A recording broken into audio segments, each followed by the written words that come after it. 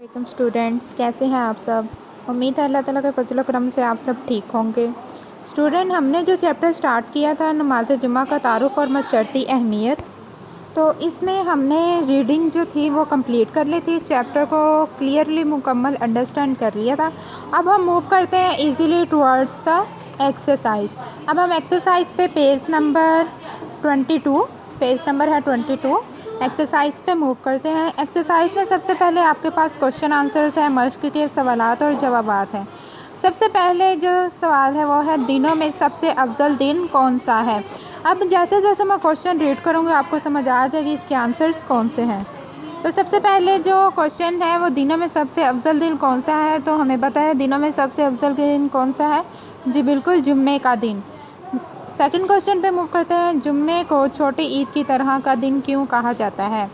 जुम्मे को छोटी ईद की तरह का दिन क्यों कहा जाता है। स्टूडेंट, ये जो क्वेश्चंस के आंसर्स है, ये जो हमने रीडिंग की थी चैप्टर की, मैं उसमें से आपको ना डायरेक्ट निशान लगवा देती हूँ, आप उसको देख के अपने बुक्स पे निशान लगा सकते हैं।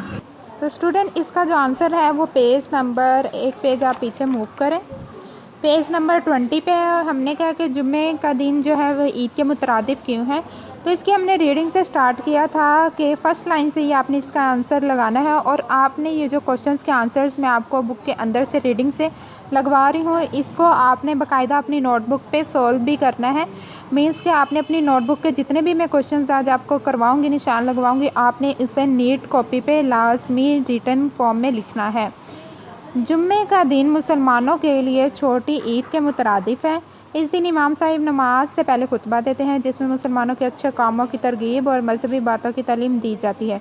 इस खुतबे को तवज्जो से सुनना चाहिए।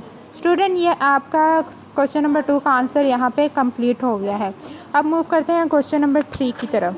क्वेश्चन नंबर 3 क्या है। अल्लाह ताला ने जुम्मे की नमाज की अजान के वक़्त कारोबार के मुतालिक क्या हुक्म दिया है। अब इसके बारे में भी हमें पता है। अच्छा स्टूडेंट्स, आपको क्वेश्चन से ही इसके आंसर का अंदाज़ा हो गया होगा कि अजान के वक़्त कारोबार के मुतालिक क्या हुक्म दिया गया है नमाज जुम्मा की। तो इसका आंसर देखने के लिए पेज नंबर 20 पे मूव करते हैं।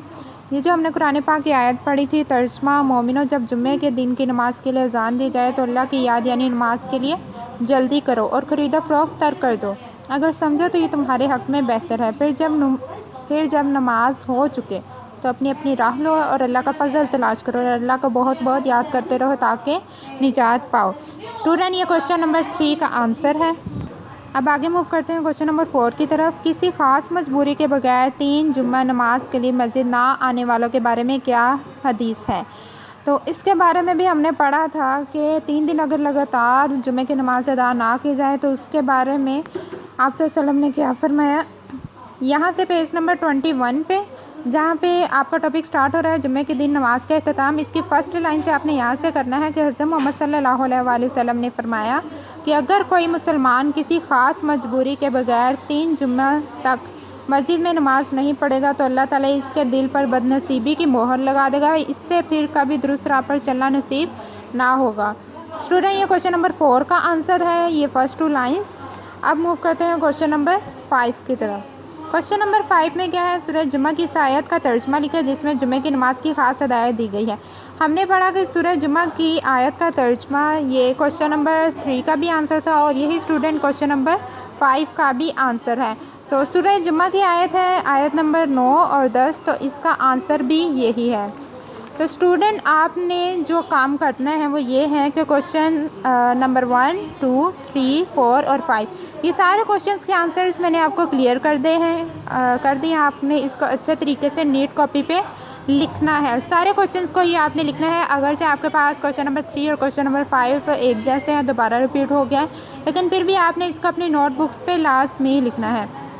अगर आप के लिए इजी है तो अगर यहाँ पे आप बुक के ऊपर ही इसे अच्छे से फिल कर सकते हो, मीन्स कि अगर आप इजीली पूरे क्वेश्चन का आंसर यहाँ पे फिल कर सकते हो तो आपने इसे बुक पे ही करके मुझे चेक करवाना है, मीन्स कि आपने पिक सेंड कर देनी है। ओके स्टूडेंट, आपने इसको अच्छे तरीके से लर्न भी करना है। ओके, थैंक यू, अल्लाह हाफिज़।